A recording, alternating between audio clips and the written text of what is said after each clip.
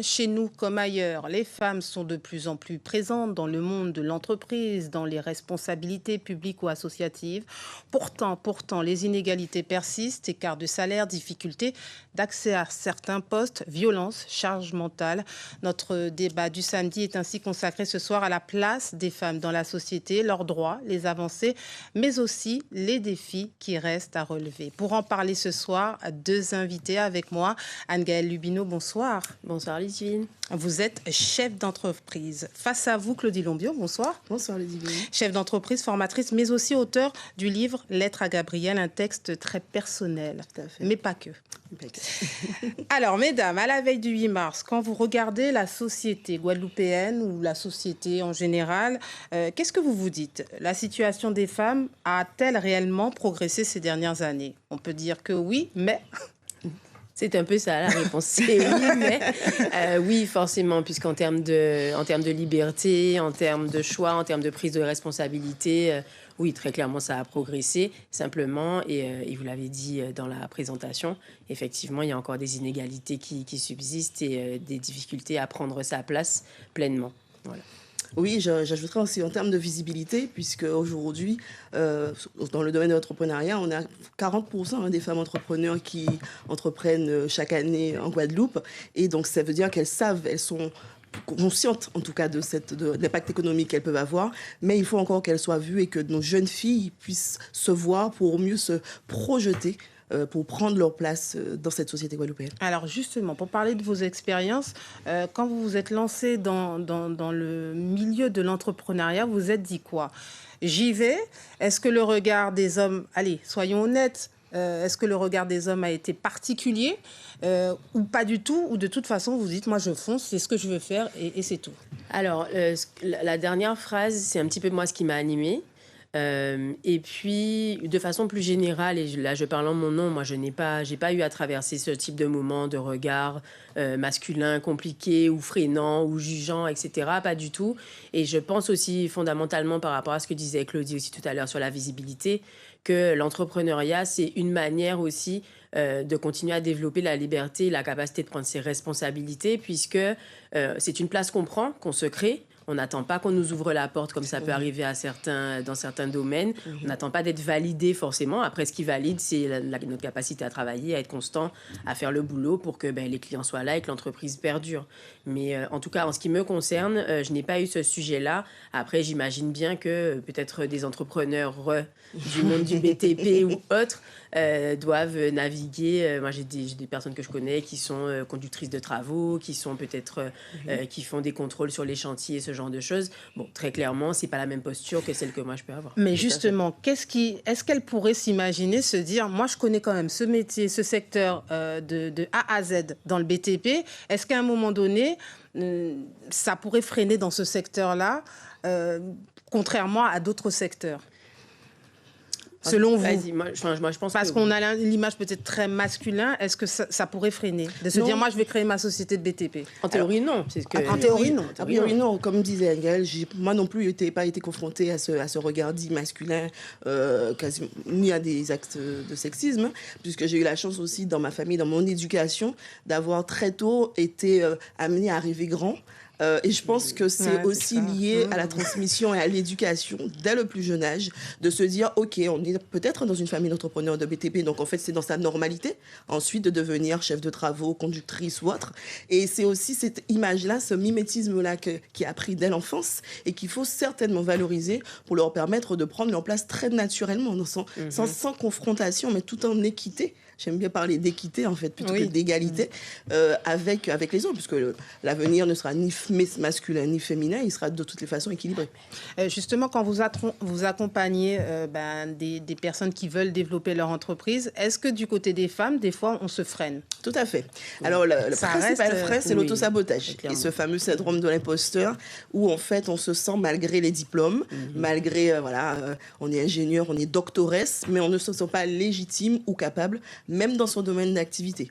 Mais je pense que c'est cet effet miroir qui fait que si on voit d'autres femmes réussir, si on a appris à accepter sa réussite et accepter d'être ambitieuse. Et qu'on s'entoure aussi. Et qu'on est bien entouré et qu'on accepte aussi d'écouter les autres. Là, à mon avis, ça ne peut pas devenir un frein. Bien au contraire, ça devient une opportunité d'exister et de prendre sa place, comme tu disais tout à l'heure. Il ne faut pas attendre qu'on nous la donne, il faut la prendre. Et justement, hein, malgré les avancées, malgré le fait qu'on a des fois ces modèles, vous en particulier, qui nous poussent à se dire on y va, il reste des inégalités. Quelles sont-elles selon vous aujourd'hui quelles sont les plus visibles aujourd'hui? Économiques, sociales, culturelles? Qu'est-ce qui vous frappe le plus aujourd'hui quand vous regardez l'actualité ou même autour de vous? Alors tout d'abord économique, hein, clairement. Il y a un vrai paradoxe qui est 40% des femmes qui entreprennent. Au bout de 3 ans, 83% d'entre elles sont en pérennité. Donc c'est le taux de survie qui est largement supérieur à la moyenne nationale, soit 65%. Et pour autant, elles ne sont pas au règne du pouvoir économique, j'entends. On ne peut pas dire aujourd'hui, alors en tout cas je ne la connais pas encore, cette femme qui pèse suffisamment de millions pour acter en fait une dynamique ou une filière ou pousser une filière. Donc c'est ce paradoxe qui fait qu'il y a encore du travail en tout cas dans cette inégalité économique, mais aussi c'est aussi certainement le regard social. Elle est puissante à l'intérieur des foyers, elle doit aussi être puissante dans la société, notamment, on le verra tout à l'heure, dans le combat politique. En fait, ce qui tout à l'heure, quand on parlait notamment du BTP, avec ce que vient de dire Claudie, il y a toujours un questionnement moi, qui m'anime tout le temps, c'est quelle est la part de nos propres visions dans ce qu'on vit finalement au quotidien. Parce que dans les derniers jours, dans les jours qui viennent de passer là, j'ai eu des échanges avec des femmes comme par hasard sur leur parcours, dont une qui m'explique justement qu'elle est ingénieure travaux et qu'aujourd'hui, elle a un métier qui n'a plus rien à voir parce qu'elle a travaillé dans le BTP, que c'était trop compliqué, etc. Et moi, j'avoue que je me pose souvent cette question. Est-ce qu'on se dit tellement que j'œuvre dans un métier d'homme, par exemple, et que du coup, on se dit dès le début qu'il faut jouer des coudes et on voit toutes les difficultés, puisqu'on voit jamais autant de voitures rouges que quand on veut acheter une voiture rouge. Donc, est-ce que finalement, en se disant ça va être dur, on valide pas un petit peu ça, mais en même temps, il y a des difficultés réelles. Tu as parlé des inégalités économiques, je vais pas revenir dessus, ça c'est très clair, que ce soit dans la pérennité des entreprises, que dans les foyers ou que dans les métiers en tant que salarié. On sait que ce gap, il existe toujours entre les salaires des hommes et des femmes. Tout à fait. On sait aussi que en termes on va dire de destinataires des violences, malheureusement, statistiquement, ce sont essentiellement des femmes qui sont concernées. Et malheureusement, quand on parle de ces sujets-là, on a souvent le réflexe quand on s'adresse à quelqu'un, on a le réflexe de celui à qui on ne s'adresse pas, qui dit « mais et moi ?» ou de dire en tout cas moi en tout cas je ne participe pas à cette partie-là quand on dit not all men etc. Bon, ok, not all men, mais en tous les cas beaucoup de femmes, donc bon voilà, c'est là-dessus c'est là qu'il y a ce boulot là, je pense. Mais c'est assez flagrant et même c'est vrai, en tant que femme, on a toujours ce réflexe de dire au 21e siècle, on a l'impression que notre société évolue, mais que les mentalités, elles, évoluent, mais très lentement. Très lentement. La transition est très lente. Est-ce qu'elle est 2 fois plus lente en Guadeloupe parce qu'on a une société particulière et une culture, ou est-ce qu'en fait c'est général? Moi, je pense que c'est général parce que globalement, comme je parlais un peu rapidement tout à l'heure de certains réflexes, je pense que c'est les personnes, enfin globalement, humainement, je ne crois pas qu'on ait des mauvaises intentions, qu'on se réveille en se disant je vais essayer de voir à qui je fais le plus de mal possible. Simplement, je pense qu'il est compliqué pour les humains masculins peut-être, ou en tout cas ceux qui font que ces inégalités-là perdurent. Je pense que c'est compliqué pour eux de se regarder en face en se disant oui, je participe, puisqu'ils n'en ont pas forcément l'intention, mais en tous les cas, sans se rendre compte de réduire une femme à telle ou telle place, à tel ou tel rôle, de ne pas, entre guillemets, ouvrir les portes quand malheureusement c'est à eux de le faire, etc. Je pense que sur ça, c'est plus compliqué de se regarder en face, et donc c'est pour ça que ça prend plus de temps, puisqu'on ne peut pas évoluer si on n'est pas d'accord pour dire qu'il y a on n'a pas de prise de conscience aussi. Voilà. Et votre lettre, justement, à Gabriel, c'est une lettre à votre fils, mais elle est...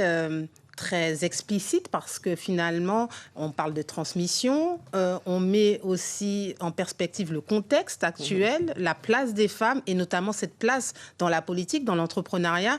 La politique, alors là, 25% de femmes qui sont seulement tête de liste. Un manifeste va sortir notamment à l'initiative de l'artiste Florence Napri. Aujourd'hui, on a l'impression, c'est vrai que cette transition, elle est lente dans beaucoup de domaines. Pourquoi ? Alors, je pense que c'est aussi, encore une fois, c'est un socle qui m'anime, à savoir la transmission et l'éducation. Cette lettre que j'ai écrite à mon fils, mais pas que, effectivement, à la jeunesse de nos territoires, c'est d'abord une déclaration d'amour, bien sûr, à lui, mais surtout à nos pays, et singulièrement à mon pays, la Guadeloupe.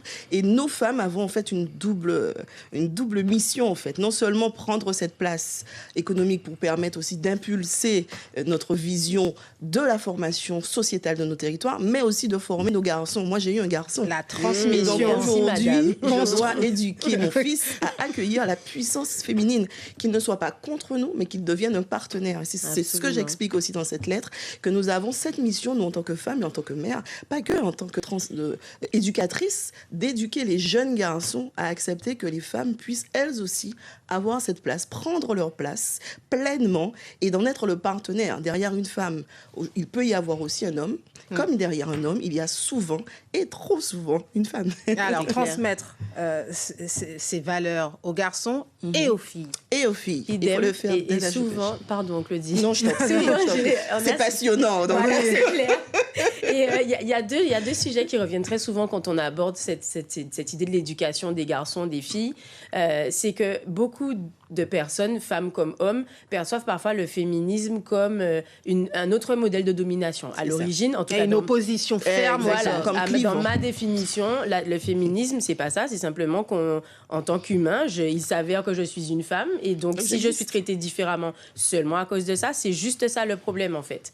Et donc, d'avoir cette vision du féminisme qui est un combat, qui est d'échanger une domination contre une autre, ça, c'est la première erreur. C'est ça qui fait que souvent, le débat n'a même pas lieu, puisqu'il suffit qu'on dise oui, mais et les femmes, alors là, c'est bon, etc. Elles se plaignent. Et c'est ça. Et la deuxième chose, c'est en termes d'éducation. Je suis ravie d'entendre Claudie dire qu'elle éduque son fils à accueillir les femmes parce que, évidemment, l'idée n'est pas de dire qu'on est identique, bien au contraire, puisqu'on est complémentaire, ou, enfin voilà, comme ça peut arriver dans plein d'autres domaines. Mais on éduque aussi beaucoup nos filles comme des victimes. C'est-à-dire que très souvent, le sujet est, même quand je parle à des parents de garçons, les filles, fais attention, ne t'habille pas comme ça, ne sors pas à cette heure-là. Et puis d'ailleurs, si ça t'est arrivé, mais qu'est-ce que tu faisais là? Et puis pourquoi tu rentres chez toi tard comme ça? Mais tu es sûre, etc. Donc on éduque nos filles comme ça, dans cette crainte et dans cette posture de victime qui doit se protéger. Et nos garçons, souvent, je dis, mais alors qu'est-ce que tu dis à ton fils? Et là, en général, c'est le gros blanc. Donc je pense que là-dessus, ça, c'est un gros boulot à faire. Voilà, c'est déjà fini. Oh, on aurait déjà. pu continuer, je sais. Il faut continuer avec la suite du journal. En tout cas, merci beaucoup, mesdames, pour ces échanges. Merci à vous. On poursuit avec cette onde de choc.